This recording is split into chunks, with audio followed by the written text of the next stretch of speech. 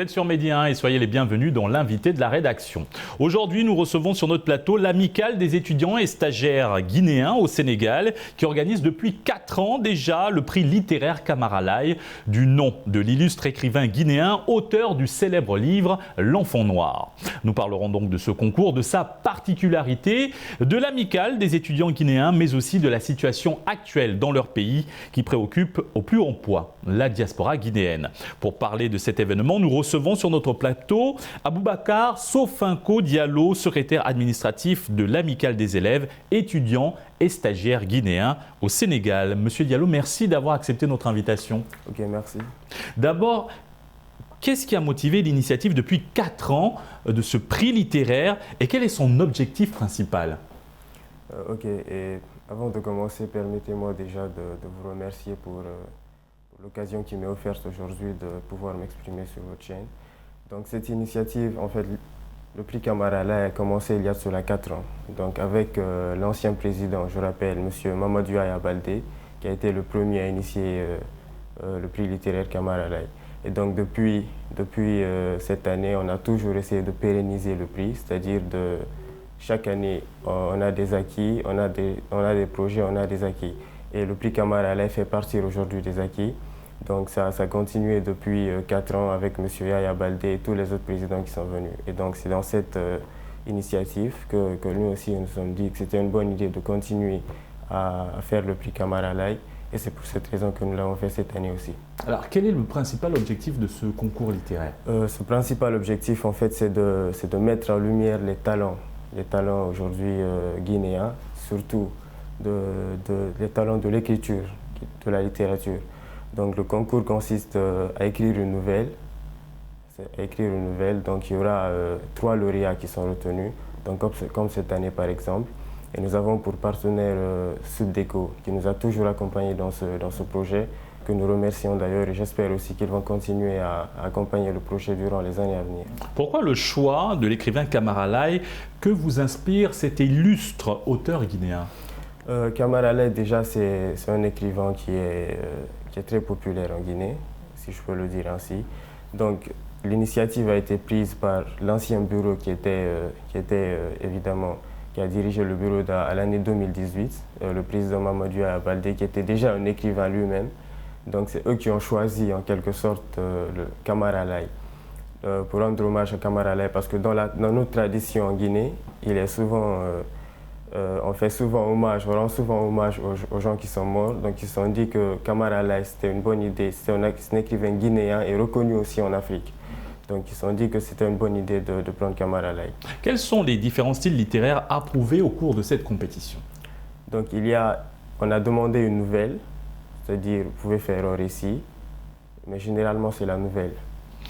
Qu'en est-il du profil des candidats et du jury? Le profil déjà des candidats, il n'y a pas de différence. Déjà, le sexe, homme ou femme, tout le monde peut postuler. Maintenant, il y a des critères à respecter. Par exemple, tu écris une nouvelle et en format PDF, et tu écris sur un thème. Donc, le thème qui a été choisi, c'est l'ethnicité et le vivre ensemble en Afrique. Parce que nous avons choisi ce thème parce que nous avons considéré qu'aujourd'hui, nous sommes à une époque de compétition où, en fait, on a tendance à oublier en quelque sorte le vivre ensemble en Afrique. Et donc, on a choisi ce thème. Quelle est la particularité de votre concours littéraire dédié à Camara Laye? La particularité, c'est qu'aujourd'hui, c'est de mettre en lumière, c'est-à-dire les compétences aujourd'hui des Guinéens qui sont ici, c'est-à-dire des étudiants surtout, qui écrivent parce que nous avons pas mal de littéraires dans l'amicale, des étudiants qui ont des talents à exprimer et donc ils n'ont pas en fait en quelque sorte un espace pour l'exprimer. Donc c'est pour nous une occasion de leur donner cette chance à travers ce prix. Est-ce possible pour d'autres étudiants, auteurs non guinéens de participer à ce concours? Effectivement. Et déjà je vous informe que cette année le premier prix a été décerné à un Sénégalais. Parce que cette année on s'est dit d'ouvrir le prix, c'est-à-dire à tout le monde, que tu sois guinéen ou sénégalais, et le premier prix a été remporté par un Sénégalais. Au niveau organisationnel, maintenant, comment s'est déroulée la 4e édition du prix littéraire Camara Laye, tenue en cette période particulière de pandémie de Covid-19? Sanitaire, déjà les gens, tout le monde porte un masque, c'est obligatoire. avec les mesures de sécurité. Bon, on ne pouvait pas le respecter dans la salle parce qu'on exige juste le masque et, afin de participer à l'événement. Le prix Camarala est à l'initiative de l'amicale des élèves, étudiants et stagiaires guinéens au Sénégal. Depuis quand existe votre structure et quelles sont ses missions? Donc l'amicale, en quelque sorte, l'amicale des élèves, étudiants et stagiaires guinéens au Sénégal, c'est une association à but non lucratif, apolitique et laïque, qui a été créée en 1960 par l'accord des premiers étudiants intellectuels guinéens de Dakar, actuel Cheikh Anta Diop. Donc il compte aujourd'hui en son sein plus de 5000 membres, régulièrement inscrits dans les institutions d'enseignement supérieur privé public du Sénégal, d'après le dernier recensement qui a été fait en 2012. Votre amicale compte plus de 5000 membres. Comment arrivez-vous à fédérer tous ces étudiants guinéens au Sénégal et quel est votre apport dans leur parcours académique? Effectivement, la plupart des activités déjà sont concentrées à Dakar, parce que je rappelle que nous avons près de 18 antennes qui sont actives. Donc, au niveau de chaque université, il y a une antenne. À ce niveau, il y a un président, il y a un bureau qui est en place, qui sont chargés de gérer les activités de l'amicale en place. Et donc, à chaque fois, il y a la grande amicale aussi qui coiffe toutes ces antennes, qu'on appelle l'amicale des élèves, qui forme le tout, l'amicale des élèves, étudiants et stagiaires guinéens au Sénégal. Donc, l'objectif, en fait, c'est de promouvoir la culture guinéenne au Sénégal, d'accompagner les étudiants nouvellement venus, de les accueillir et de les orienter, les étudiants nouvellement venus au Sénégal et à Dakar, aussi de mettre en œuvre des activités sportives, culturelles et sociales. On va aussi parler un peu de politique à présent. Quelle analyse faites-vous de la situation politique actuelle dans votre pays, la Guinée? Bon, il est vrai que la situation politique actuelle, elle était un peu compliquée. Déjà, moi, je pense qu'aujourd'hui, c'est mon analyse, il y a de l'espoir. Parce que je pense que ce CNRD, à mon avis, il est plus lucide et plus intelligent que le CNDD qui était venu en 2010, je pense. Et j'ai suivi aussi le discours d'investiture du président, du colonel Mamadi Doumbouya, le président de la transition.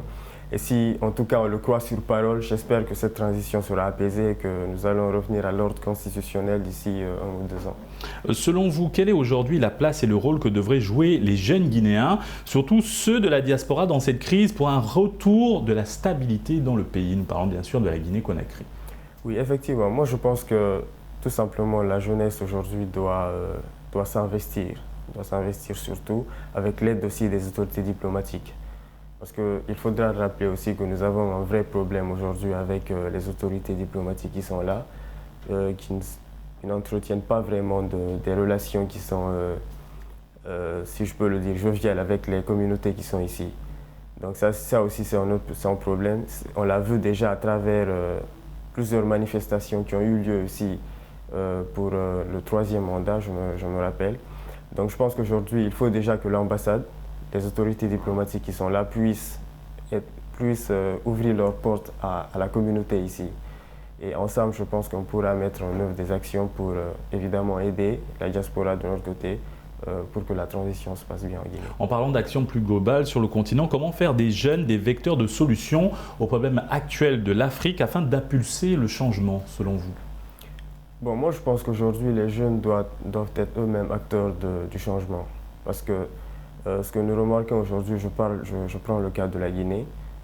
Aujourd'hui, l'État, c'est un constat que je fais, ils n'investissent pas beaucoup dans l'éducation des jeunes. Ils n'investissent pas beaucoup dans l'éducation des jeunes. Donc aujourd'hui, je pense que la plupart des personnes sortent en Guinée pour aller ailleurs. Parce que quand tu parles avec un jeune Guinéen, il te dit généralement qu'en Guinée, il n'y a pas d'avenir. Donc c'est devenu une chanson, c'est devenu un refrain qui revient toujours. Donc je pense que l'État doit s'investir dans l'éducation et promouvoir l'entrepreneuriat et créer de l'emploi pour les jeunes. Vous parlez aussi de l'implication des jeunes dans les affaires du pays. Comment doivent-ils s'impliquer concrètement? Bon, je pense que c'est juste un engagement citoyen. C'est-à-dire chacun peut faire ce qu'il peut à son niveau. Il y a déjà une société civile qui est en Guinée. Les jeunes sont actifs dans cette société civile. Je pense que c'est à travers cela que nous pouvons